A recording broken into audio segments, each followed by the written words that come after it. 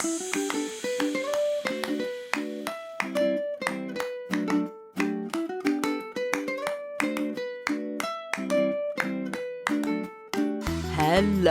and welcome to Super Great Kids Stories. Wise tales from storytellers around the world, which will make you laugh and sometimes cry. Recommended for ages 5 to 105. I'm Kim and I love stories. Hello, Super Great Kids, and how are you? I'm very happy because it's feeling very much like autumn here, or fall, as some people call it. The leaves are beginning to change colour and the mornings are getting a little bit nippy. I had to look in our cupboard under the stairs for my gloves this weekend. And we lit the first fire of the season last night. And when people sit around fires, they often start telling stories. Or sometimes they fall asleep, particularly if they're a dog. This week, we have a story from North America which explains how the Cherokee people say that the very first fire got onto the earth.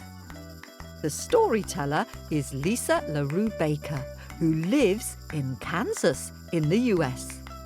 Lisa told you the story about the corn dog and that story explaining how Rabbit got his strong back legs.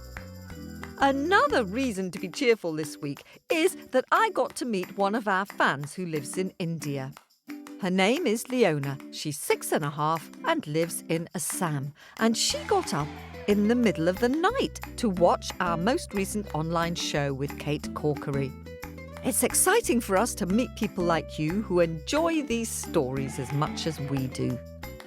Since our theme is animal stories, just before we hear from Lisa, here's a riddle for you.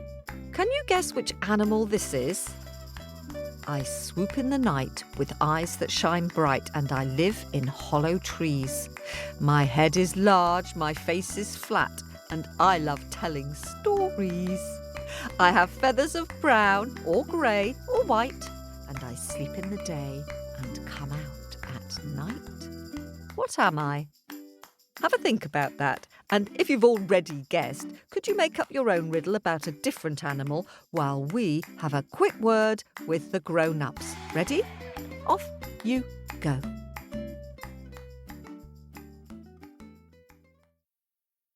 Hello, Super Great Kids. I'm back. Did you guess which animal I was talking about?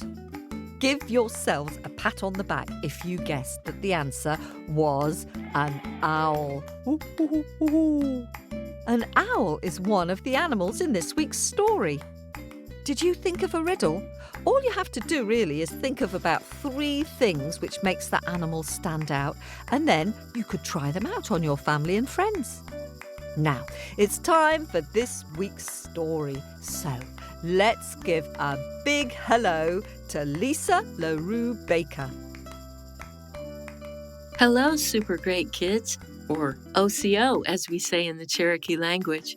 It's Lisa here again, and I'm a Cherokee Indian from the Cherokee Nation in the United States. Today, I've got another how and why story for you about how the Cherokee say the first fire arrived on Earth. I love to tell our traditional stories to all children, and all of these stories came from way, way back a long, long time ago, so far back nobody remembers when. And those people who first told them, we call them the old people. Some people also call them ancestors. The old people tell us that a long, long time ago, back when the animals could talk, the earth was very, very dark. And because it was dark and there was no sunshine, it was very cold. The animals all met in their council area every night so they could huddle together and keep each other warm. You know how you like to cuddle with someone you love when you're cold? It makes you feel warm. Or when your puppy or kitten snuggles with you when they're cold, you both feel warm then. As the animals huddled together, they started complaining to each other about how cold they felt. Just then, across the water where the cold water flowed, A storm blew up and lightning hit a tree. It struck the tree and sparks flew, and it got so bright that all of the animals could see everything around them. The sparks smoldered and smoked, and before long burst into flames, and the tree was on fire.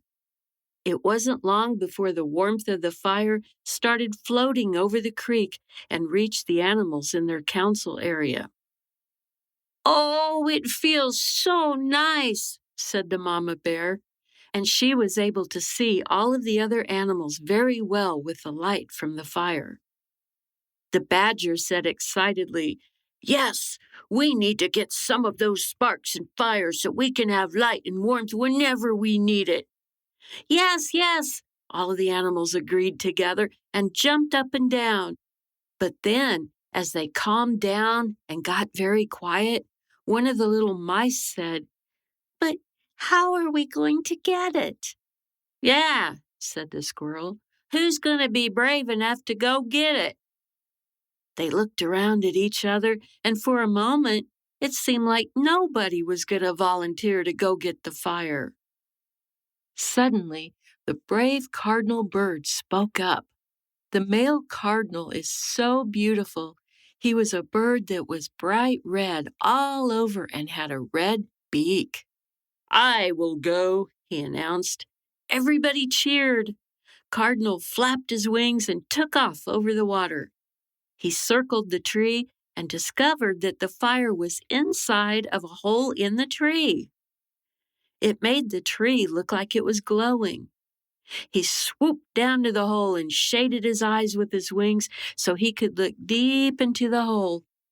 Just as his face got up against the hole, the sparks popped loudly and burned his feathers.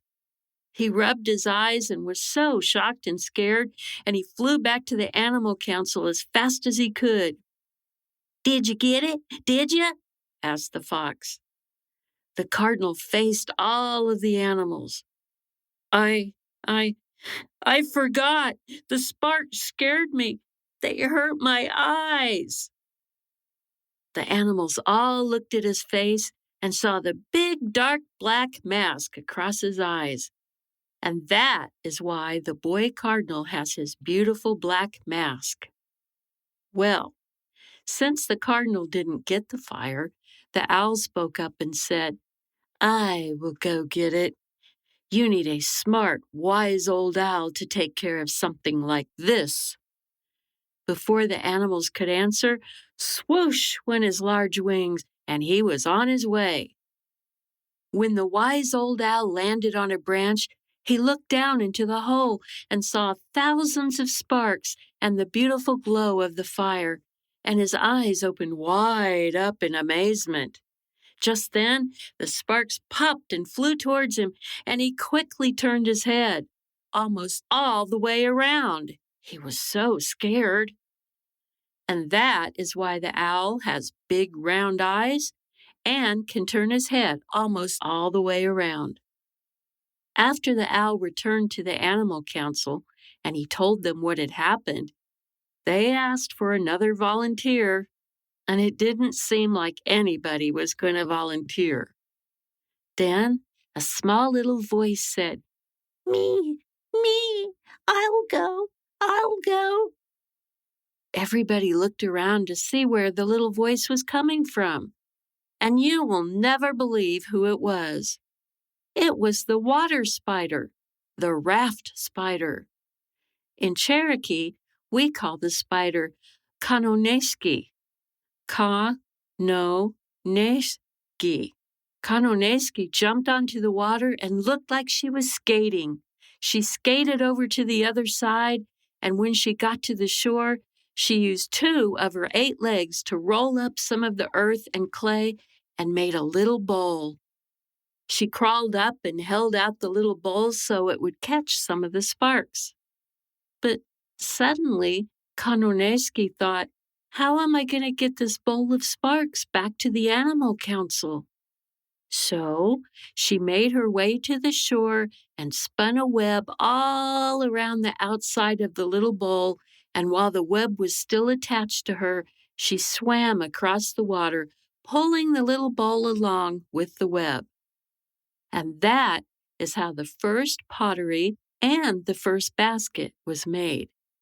But not only that, this was the way the first fire came to our world.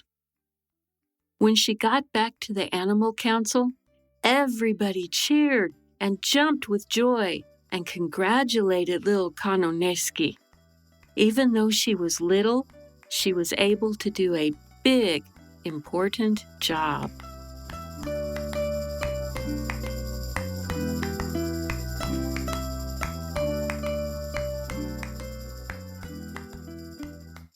Thank you so much, Lisa, for sharing that story. I like the different animal voices Lisa used and that way of opening a story long ago, back when the animals could talk. I wonder how you'd start a story if you were telling one. There were about 4 how and why explanations in that story. Can you think of any of them?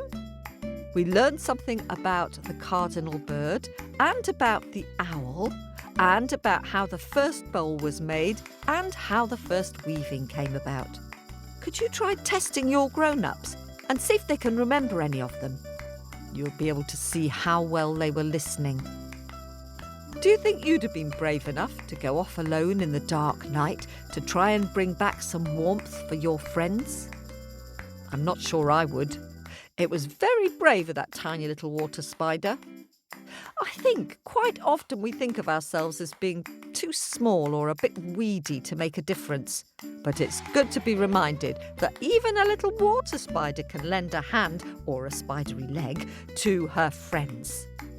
If you liked that How and Why story, you might like Why Crocodiles Sleep with Their Mouths Open, or How the Sky Came to Be So High, told by Kate Corkery. And now, it's time to flip-flap-fly with Story Owl around the world and say hello to some new owlets who've hopped into our nest and joined our club. Let's start in Monza in Italy to say hello to Liam, who is 7. Liam is half Italian and half Irish, and his favourite story is eggshell soup. That is a cracker, that one, Liam. I agree. And let's say hello next to Owlet Lucy, who is 7 and a big fan of the podcast.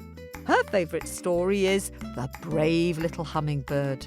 Ah, yes, Lucy, I like that one too. One tiny bird determined to help and do her part.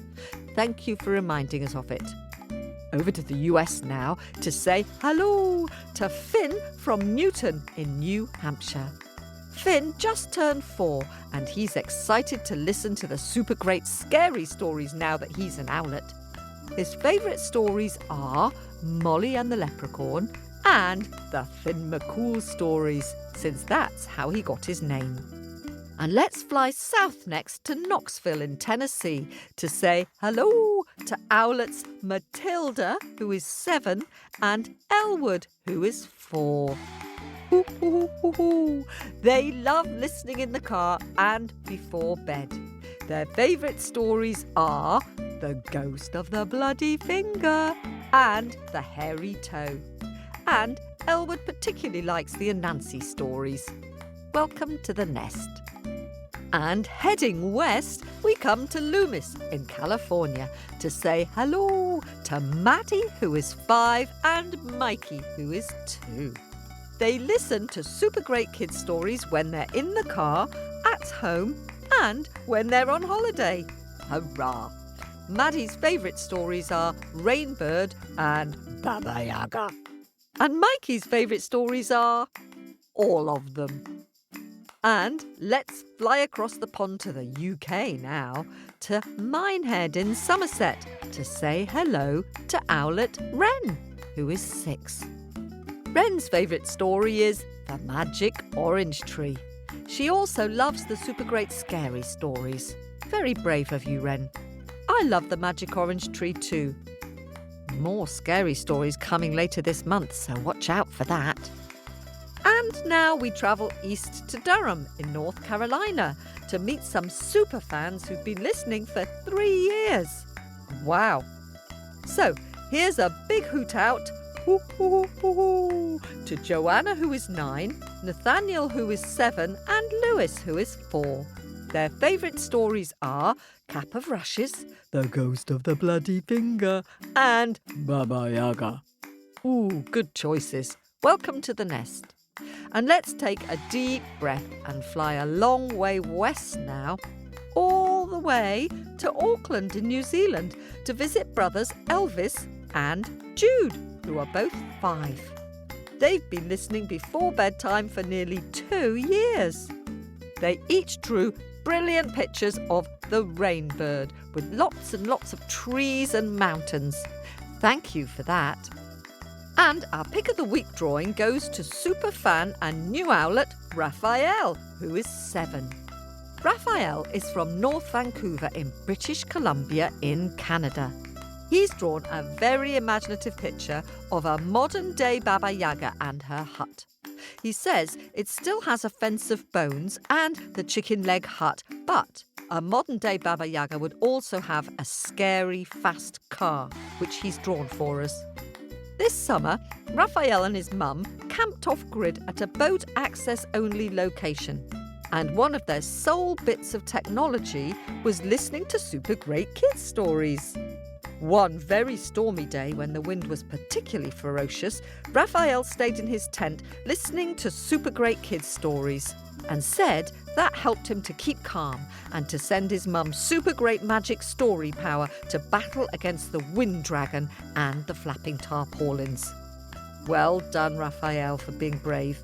And thanks to all of you who've sent pictures to our Facebook and Instagram picture gallery this week. If you'd like to see Baba Yaga's car or any of the other super great pictures sent in recently by some very talented owlets, then go to facebook.com/supergreatkidsstories or go to Instagram at supergreatkids_art. Do take a look at our new picture gallery. That's it for this week. More hoot outs next week. And thanks very much to all of you owlets who continue to support our podcast. If you'd like to join us on Patreon or on Apple Podcasts, we'll say hello to you on the show. You can hear our stories advert-free, and you'll get access to our Super Great Kids Stories Express with short introductions, no adverts, purely story, great for listening to stories back to back. And you'll have access to over 40 Owlet bonus stories and at least 25 super great scary stories. That's it for today. And if you'd like to join us for our online show with me and Jason Buck on November the 16th, 1 ticket works for the whole family. The details are on our website under News on supergreatkidsstories.com. I do hope you have a happy week. Keep telling those stories and singing your songs. This podcast was produced at Wardour Studios in fabulous Fitzrovia in London.